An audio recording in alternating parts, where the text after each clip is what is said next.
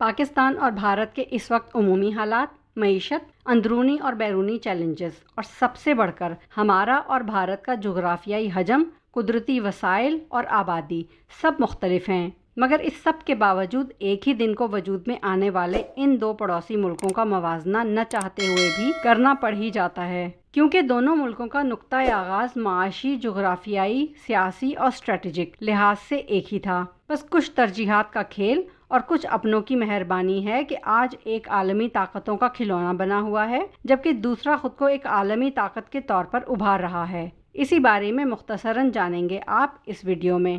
السلام علیکم بہنوں اور بھائیوں، میں ہوں عامرہ قاضی اور آپ دیکھ رہے ہیں HSQ ود عامرہ قاضی۔ اگر ہم نے خلائی تحقیق کا ادارہ سرے سے کبھی بنایا ہی نہ ہوتا تو شاید ہم اپنی کم مائیگی پہ اتنا نہ کرتے اور بھارت کے چندرما پہ پہنچنے کو انجوائے کرتے، یا زیادہ سے زیادہ رشک اور حسد کے مارے دل جلا لیتے کہ کاش ہماری قوم کو بھی یہ لمحہ نصیب ہوتا۔ اصل کڑھن اس بات کی ہے کہ صرف 50 برس پہلے خلائی تحقیق کے میدان میں ہم اتنے آگے تھے کہ بھارت ہمارے پیچھے ہمارے نشان ڈھونڈ رہا تھا۔ 1961 میں پاکستان خلائی پروگرام شروع کرنے والے دنیا کے پہلے 10 ممالک کی فہرست میں شامل تھا۔ پاکستان کی نوبل انعام یافتہ سائنسدان ڈاکٹر عبدالسلام نے Pakistan space and upper atmosphere research commission کی بنیاد رکھی۔ شروع میں اسے پاکستان ایٹامک انرجی کمیشن کے اسپیس سائنسز ریسرچ ونگ کے طور پر شروع کیا گیا تھا، جو کہ 1964 میں اسپارکو بن گیا۔ اس ادارے کو امریکی خلائی تحقیقاتی ادارے ناسا کی مکمل سپورٹ حاصل تھی۔ کیسے؟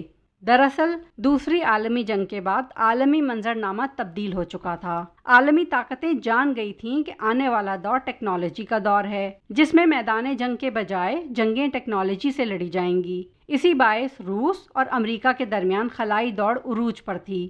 ایسے حالات میں جب سابق امریکی صدر جان ایف کینیڈی نے 12 ستمبر 1962 کو یہ اعلان کیا کہ 60 کی دہائی کے اختتام تک امریکہ اپنا پہلا خلاباز چاند پر بحفاظت اتار دے گا، کینیڈی کے اچانک کیے اس اعلان کے بعد ناسا کے انجینئرز اور سائنسدان شدید دباؤ میں تھے، کیونکہ دیگر وجوہات کے ساتھ ان کے پاس مشن کی ٹریجیکٹری یا وہ راستہ جس سے چاند پر محفوظ لینڈنگ اور زمین پر واپسی ممکن ہوتی، اس کے متعلق درست اعداد و شمار نہیں تھے۔ اس دور میں جو لوگ یہ طویل اور کٹھن کیلکولیشنز کیا کرتے تھے انہیں ہیومن کمپیوٹرز کہا جاتا تھا۔ اس حوالے سے افریقی نژاد کیتھرین جانسن نے اہم ترین کردار ادا کیا۔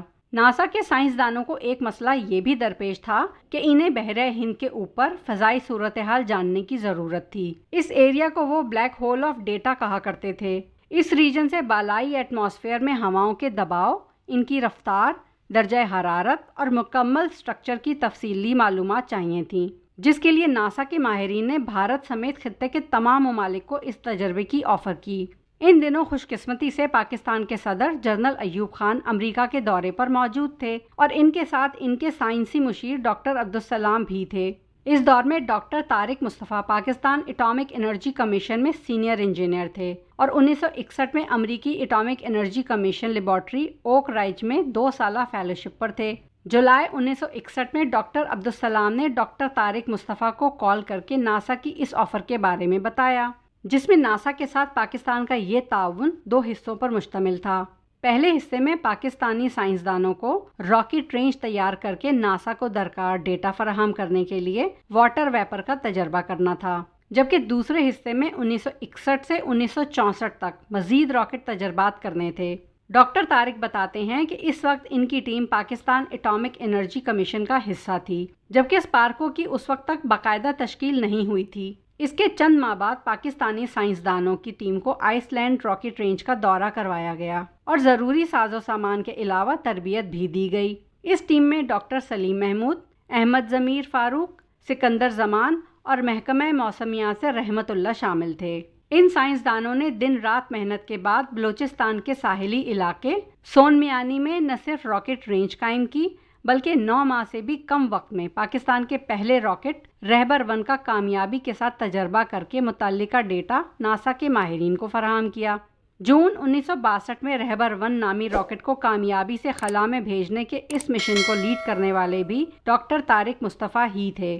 دراصل ناسا کے ماہرین کو اپولو سیریز کے لیے بحیرہ ہند کے اوپر چند مخصوص مقامات پر واٹر ویپر کی تصاویر درکار تھیں۔ اس مقصد کے لیے سونمیانی کے اطراف میں 5 مقامات پر کیمرے نصب کیے گئے اور 11 جون 1962 کو رہبر 1 راکٹ کے ذریعے 50 سے 100 میل کی بلندی پر سوڈیم کے بخارات چھوڑ کر مطلوبہ تصاویر حاصل کی گئیں۔ اس تجربے سے جو ڈیٹا حاصل ہوا، اس سے ان کی ٹیم کو بحیرہ عرب کے اوپر موسموں کے پیٹرن، بادلوں کا بننا اور سائیکلون وغیرہ کے متعلق اہم معلومات بھی ملیں۔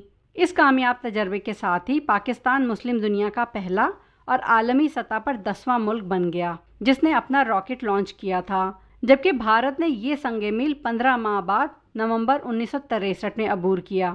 پاکستان کی اس کامیابی نے پاکستانی سائنسدانوں پہ ناسا کے دروازے کھول دیے۔ یوں رہبر سیریز کا دوسرا راکٹ بھی چند دن بعد 11 جون 1962 کو لانچ کیا گیا۔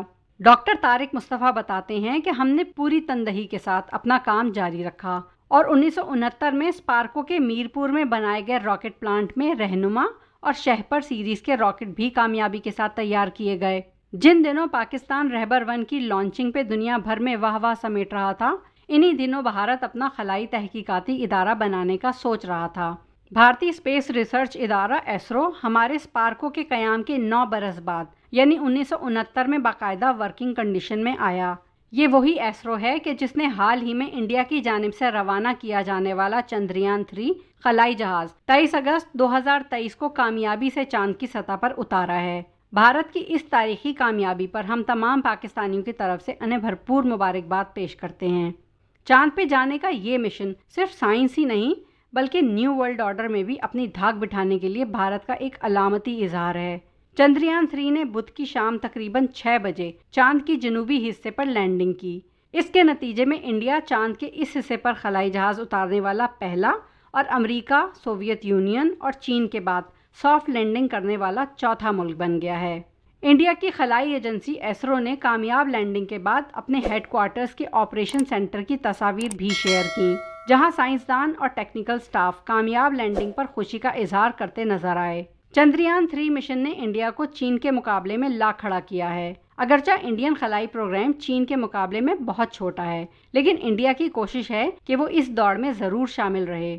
خلا عظیم طاقتوں کے درمیان مقابلے کا ایک میدان بن گیا ہے اور انڈیا ابھرتی ہوئی نئی عالمی خلائی دوڑ میں تیزی سے مغربی طاقتوں کے ساتھ شراکت کر رہا ہے، جبکہ اس مشن کی کامیابی سے انڈیا کو اپنے دوسرے خلائی عزائم کو مکمل کرنے کی قوت بھی ملے گی، جس میں 2024 میں ان کا انسانی خلائی مشن کا پروگرام بھی شامل ہے۔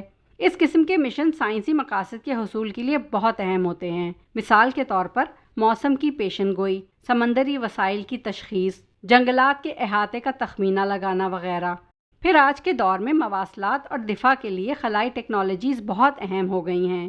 بلا شبہ اس وقت بھی بھارت میں لاکھوں افراد غربت کی لکیر تلے جی رہے ہیں، لیکن مون مشن نے بحیثیت مجموعی بھارتی عوام کو بھارت سے اور اپنی تقدیر منسلک رکھنے کی ایک ٹھوس وجہ ضرور دی ہے، جبکہ دوسری طرف ہم ہیں، یعنی اس میدان میں بہت پیچھے۔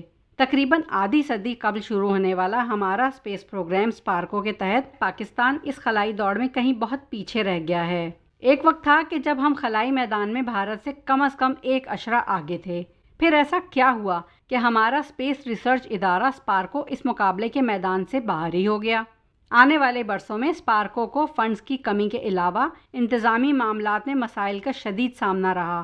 رہبر 1 راکٹ لانچ ٹیم کے ایک رکن سلیم محمود، جو اسپارکو کے چیئرمین بھی رہ چکے ہیں، اس بارے میں ان کا کہنا ہے کہ اسپارکو جس طرح اور جتنے بجٹ میں چلایا جا رہا ہے، اس میں ہم سیٹلائٹ پروگرامز ہی چلا لیں، یہی بڑی بات ہے۔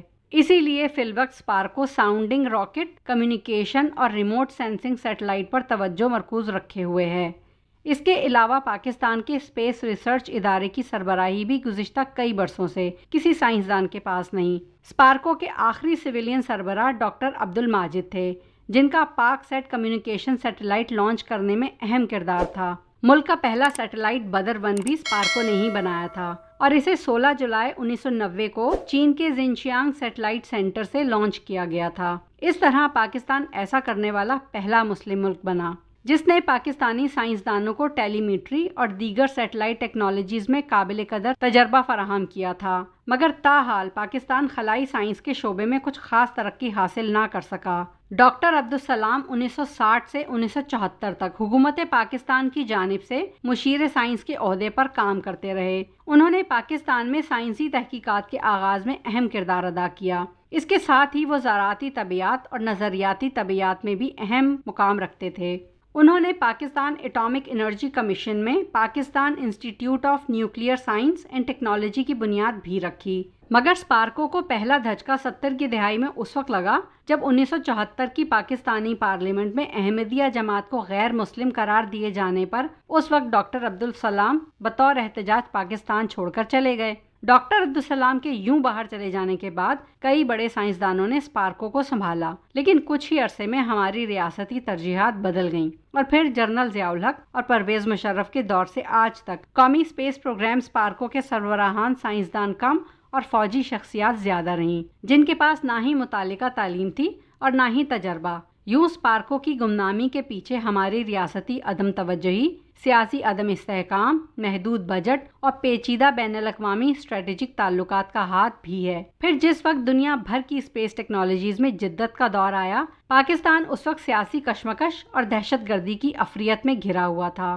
اب تک پاکستان کمیونیکیشن اور ریموٹ سینسنگ کے کئی سیٹلائٹ لانچ کر چکا ہے۔ پاکستان نے 2011 میں چین کے تعاون سے اپنا پہلا کمیونیکیشن سیٹلائٹ پاک سیٹ 1R لانچ کیا، جس کا مقصد براڈ بینڈ انٹرنیٹ، ٹیلی ایجوکیشن وغیرہ کی سروسز فراہم کرنا تھا۔ 2018 میں پاکستان نے چین کے تعاون سے مقامی طور پر تیار کردہ ریموٹ سینسنگ سیٹلائٹ بھی لانچ کیا، جبکہ 2011 میں اسپارکو نے اسپیس پروگرام 2040 کا آغاز کیا، جس کے تحت جیو سیٹلائٹ اور لو ارتھ سیٹلائٹ لانچنگ پلان کا حصہ ہے۔ گو کہ یہ سیٹلائٹس مقامی طور پر بنے ہیں، مگر ان کی لانچنگ کی سہولت پاکستان میں موجود نہیں، جس کے لیے ہم دیگر ممالک کے محتاج ہیں۔ اسی طرح جدید اسپیس اسٹیشن کے کچھ پرزے ہمارے پاس ہیں اور کچھ نہیں۔ اس کے علاوہ کچھ کے لیے ہمیں اللہ کے بعد چائنا پہ بھروسہ کرنا پڑتا ہے۔ ایسے حالات میں جب سابق وفاقی وزیر فواد چودھری نے جولائی 2019 میں ایک ٹویٹ کے ذریعے اعلان کیا کہ پاکستان خلائی مشن کے لیے خلابازوں کی بھرتی کا عمل 2020 میں شروع کرے گا اور 2022 تک پاکستان کا پہلا ایسٹروناٹ مشن خلا میں بھیجا جائے گا۔ فواد چودھری کا یہ بیان بھارت کے چاند کی جانب بھیجے جانے والے مشن چندریان 2 کی لانچ کے 2 دن بعد سامنے آیا، جسے بعض حلقوں نے انٹرنیشنل گپ قرار دیا تھا۔ اس سے پہلے کہ ہم چاند پر پہنچتے، پی ٹی آئی کی حکومت پہلے گھر اور پھر جیل پہنچ گئی، اور اسپارکو کی جانب سے بھی تاحال اس حوالے سے کوئی پیش رفت نہیں ہوئی۔ ویسے کسی بھی فیلڈ میں ریسرچ سائنس کو آگے بڑھانے کے لیے کی جاتی ہے، صرف خلا میں مشن یا خلاباز بھیجنے کا سٹیٹس حاصل کرنا مقصد ہرگز نہیں ہونا چاہیے۔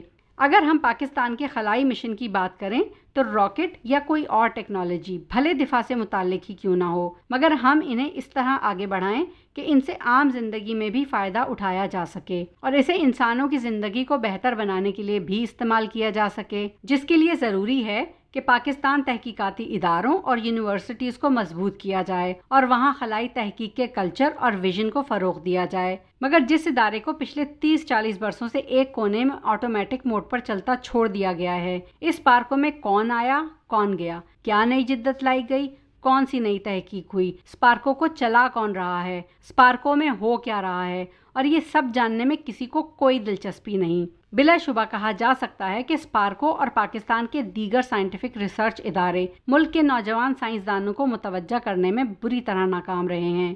ہم اسپارکو اور ریاستی اداروں سے چاند پر سبز ہلالی پرچم لہرانے کا مطالبہ ہرگز نہیں کر رہے، لیکن صرف اتنا پوچھ رہے ہیں کہ کیا آگے بھی پاکستان کا اسپیس پروگرام ایک بلبلے میں بند چین کی جانب نظریں گاڑے اور یونیفارم پرسنلز کی پالیسیوں کے مطابق چلے گا، یا اسپارکو کے کسی پلگ میں کوئی اسپارک باقی بھی بچا ہے؟ آپ ناظرین اس سلسلے میں اپنی قیمتی رائے کا اظہار نیچے دیے کامنٹ باکس میں ضرور کریں۔ اگر ویڈیو پسند آئی ہو تو must like, share and subscribe. اللہ حافظ۔